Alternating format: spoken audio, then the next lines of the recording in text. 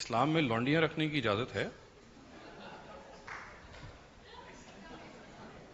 Please واقعی. میں اس لیے تھوڑی دیر کے لیے خاموش ہو گیا ہوں کہ آپ اس سے جتنا حد اٹھانا چاہتے ہیں اٹھا لیں، کیونکہ بعض اوقات ایسے خواب دیکھنے میں بھی ایک لذت ہوتی ہے. لیکن سر وہ میرا سلطان وغیرہ میں تو بہت ساری.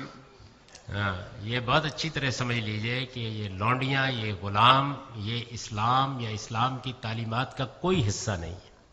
یہ دنیا میں ایک مصیبت موجود تھی اور صدیوں تک موجود رہی ہے. یہ کیسے پیدا ہوئی اس کو سمجھنا چاہیے. جب قبائلی تمدن تھا، آپ جانتے ہیں کہ دنیا 3 بڑے ادوار سے گزری ہے. یعنی پہلے قبیلوں کی صورت میں لوگ منظم ہوئے، اس کے بعد پھر جاگیردارانہ تمدن پیدا ہوا، بڑی بڑی ذمہ داریاں آ گئیں اور ایک زرعی زندگی پیدا ہوئی، اور پھر اس کے بعد انڈسٹریل ریولوشن ہوا، اور آہستہ آہستہ دنیا کے اندر ایک تیسرا دور شروع ہو گیا. اب ٹیکنالوجی نے اور خاص طور پر انفارمیشن ٹیکنالوجی نے ایک چوتھے دور کی ابتدا کر دی. تو جب قبائلی زمانہ تھا، اس میں ایک قبیلہ دوسرے قبیلے پر چراگاہیں حاصل کرنے کے لیے، نخلستان حاصل کرنے کے لیے، پانی ختم ہو جاتا تو حملہ کر دیتا تھا. تو جب کوئی کسی دوسرے قبیلے پر حملہ کر دیتا تو حملہ آور کو اگر شکست ہو جاتی تو جنگی جرم میں اس کے تمام مردوں اور عورتوں کو غلام بنا لیا جاتا تھا. یعنی غلامی کی ابتدا یہاں سے ہوئی. اس کو کسی پیغمبر نے آ کے شروع نہیں کیا. لوگوں نے اپنی لڑائیوں میں جارے کو، جارحیت کرنے والے کو، جس نے اگریشن کیا ہے، اس کو سزا دینے کا یہ طریقہ اختیار کیا کہ اگر تمہارا قبیلہ ہم پر حملہ آور ہوگا تو ہم تمہارے تمام مردوں اور عورتوں کو غلام بنا لیں گے. یہاں سے یہ چیز شروع ہوئی. جس وقت محمد الرسول اللہ کی بعثت ہوئی ہے، اگر آپ چاہیں گے تو میں آپ کو بتاؤں گا کہ حضرت موسیٰ نے بھی اس کے ساتھ کیا کیا تھا. محمد الرسول اللہ علیہ وسلم کی بعثت ہوئی تو اس وقت عرب کی پوری معیشت غلاموں پر منحصر تھی. یعنی جو صورت اس وقت سود کی ہے، آپ یہ دیکھ رہے ہیں نا کہ اس وقت سارا بینکاری کا نظام، سارا انشورنس کا نظام وہ سود کے اوپر کھڑا ہے. اگر میں یا آپ کوئی آدمی یہ کہے کہ سود تو بری چیز ہے، یہ ایک ظالمانہ چیز ہے، اس کا خاتمہ ہونا چاہیے، تو لوگ فوراً کہتے ہیں جی کوئی متبادل لائیے، اس کے بعد ہی خاتمہ ہوگا نا، ورنہ تو معیشت ختم ہو جائے گی، دوسرے دن سارا سسٹم کولیپس ہو جائے گا. تو جو اس وقت بینکاری کے نظام کا معاملہ ہے، یعنی گلی گلی بینک قائم ہے، تمام ٹرانزیکشنز ان کے ذریعے سے ہو رہی ہیں، تمام فائنانسنگ انہی کے ذریعے سے ہو رہی ہے، بالکل یہی صورتحال محمد الرسول اللہ صلی اللہ علیہ وسلم کے زمانے میں غلامی کی تھی. یعنی ہر گھر میں غلام تھے، وہی گھروں کے کام کرتے تھے، وہی کھیتوں میں کام کرتے تھے، وہی قافلے تجارت کے لے کے جاتے تھے، ساری معیشت انہی کے پاس تھی. اور یہ بھی لوگوں کا خیال ہے کہ وہ سارے کے سارے کوئی نوجوان لڑکے لڑکیاں ہوتے تھے، بوڑھے تھے، لنگڑے تھے، لولے تھے، گھروں کے اندر رہتے تھے، برسوں سے لوگوں کے پاس موجود تھے اور ان کو بیچ بھی دیا جاتا تھا. یہ صورتحال تھی جب رسول اللہ کی بعثت ہوئی. تو قرآن مجید نے کیا کیا؟ قرآن مجید نے اس کو 2 طرف سے ختم کرنے کا آغاز کیا. آپ جانتے ہیں کسی چیز کو ختم کرنے کا کے 2 ہی طریقے ہیں. ایک یہ کہ وہ جہاں سے پیدا ہو رہی ہے وہاں سے اس کو بند کیا جائے. دوسرے یہ کہ جتنی پیدا ہو چکی ہے، سیلاب آتا ہے نا، تو سیلاب جب آ جاتا ہے تو آپ کو دونوں کام کرنے پڑتے ہیں کہ یہ پانی آ کہاں سے رہا ہے، وہاں کوئی بند باندھے، اور دوسرے یہ کہ جو آ چکا ہے اس سے نمٹے.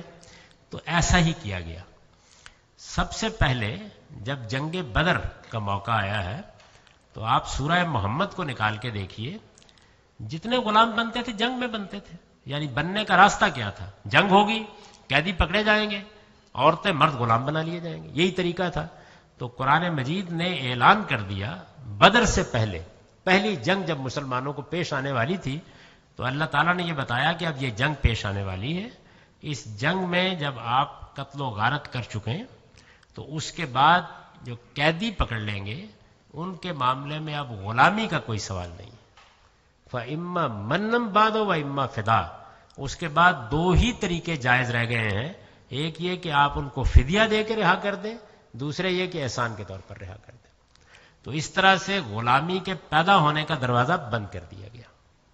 اب وہ غلام تھے جو پہلے سے غلام بن چکے ہیں، لوگ ان کو خرید چکے ہیں، وہ ان کے گھروں میں ہیں. ان کے بارے میں اگر یہ کہا جاتا کہ آج کے بعد سب کو آزاد کر دو تو آپ جانتے ہیں نتیجہ کیا نکلتا؟ یعنی عورتیں مرد بے گھر ہو جاتے، کسی کے پاس چھت نہ رہتی سر چھپانے کے لیے، کسی کے پاس روٹی نہ رہتی کھانے کے لیے، کیونکہ ان کی ساری زندگی کا انحصار ان کے مالکوں کے اوپر تھا۔ عورتیں کعبہ گری پر مجبور ہو جاتی، مرد بھیک مانگنے پر مجبور ہو جاتے، یہ نتیجہ نکلتا۔ تو کیا طریقہ اختیار کیا گیا؟ وہی جو آپ بینکاری کے بارے میں کہتے ہیں کہ تدریج کا طریقہ اختیار کیا جائے۔ چنانچہ دیکھیے کہاں سے ابتدا کی۔ سب سے پہلے قرآن نے اپیل کی سورہ بلد میں کہ سب سے بڑی نیکی کیا ہے؟ فک و رقبہ، لوگوں غلاموں کو آزاد کرو۔ اور جو فک و رقبہ کے معنی جانتے ہیں، گردنیں چھڑاؤ۔ بڑی ہی مؤثر اپیل کی لوگوں کو، گردنیں چھڑاؤ، تاکہ لوگ اس کو نیکی کا ایک بڑا کام سمجھ کے یہ کام کریں۔ تو لوگوں نے آزاد کرنا شروع کیے، بعض لوگوں نے نیکی کے طور پر خرید کر آزاد کرنا شروع کیے، گویا جو موجود غلام ہیں ان کی آزادی کی ایک تحریک چل پڑی۔ اس کے بعد قرآن مجید نے ایک دوسرا حکم دیا اور رسالت مآب صلی اللہ علیہ وسلم نے اس کو نافذ کیا کہ نفسیات بدلی جائے، اس لیے کہ غلام تو بیچارے بالکل گرے پڑے تھے سوسائٹی میں۔ تو یہ کہا گیا کہ اب غلام اور لونڈی کا لفظ استعمال نہیں کیا جائے گا۔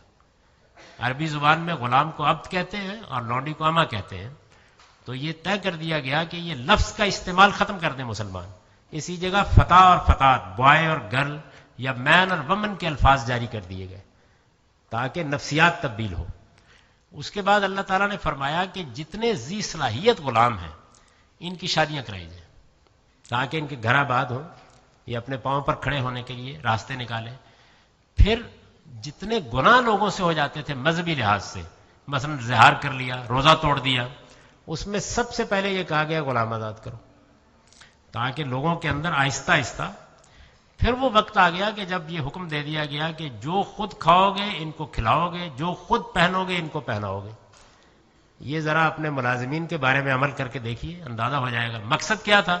مقصد یہ تھا کہ لوگ اس کے تحمل نہیں کر سکیں گے تو آزاد کریں گے تاکہ وہ اپنے پاؤں پر کھڑے ہوتے چلے جائیں۔ پھر لوگوں کو ترغیب دی گئی کہ جن لونڈیوں کی اخلاقی حالت اچھی ہے ان کے گھروں میں ان کو بہتر حالت میں رکھا گیا ہے، لوگ کوشش کریں کہ اگر وہ شادی کرنا چاہتے ہیں تو ان سے شادی کر لیں۔ قرآن مجید نے سورہ نساء میں اس کو بیان کیا۔